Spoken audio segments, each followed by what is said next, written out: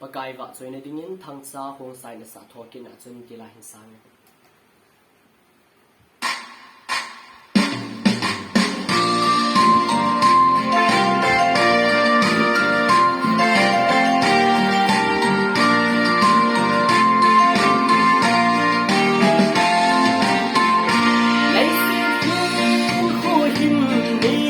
dâu đi dâu lên còn mà ô cả mấy những đàn du ô cả mấy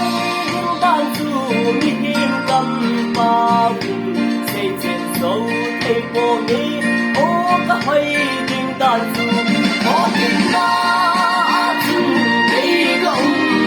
hạt lệ ô anh ô những đàn du đã xây trên dâu thấy vô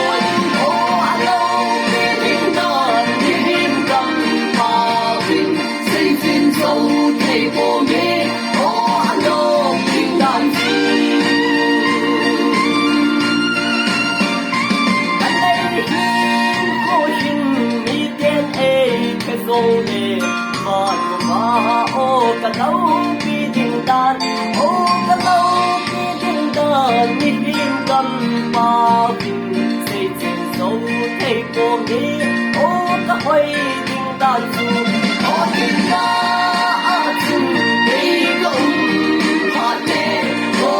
Ô tình đàn du đã xây chính dâu thầy bồi ô anh lâu đi tình đàn đi hiên cầm ba bình xây chính dâu thầy bồi nghe ô anh lâu tình đàn du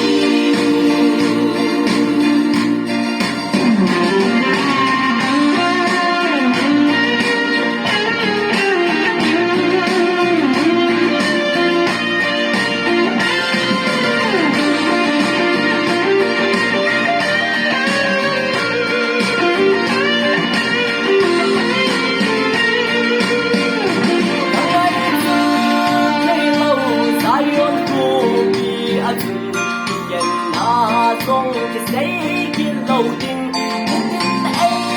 để mi chỉ cầm phương tình dù cây sẽ đi cây tình nhưng chẳng thế nào vô ai có tình na tình cây gồng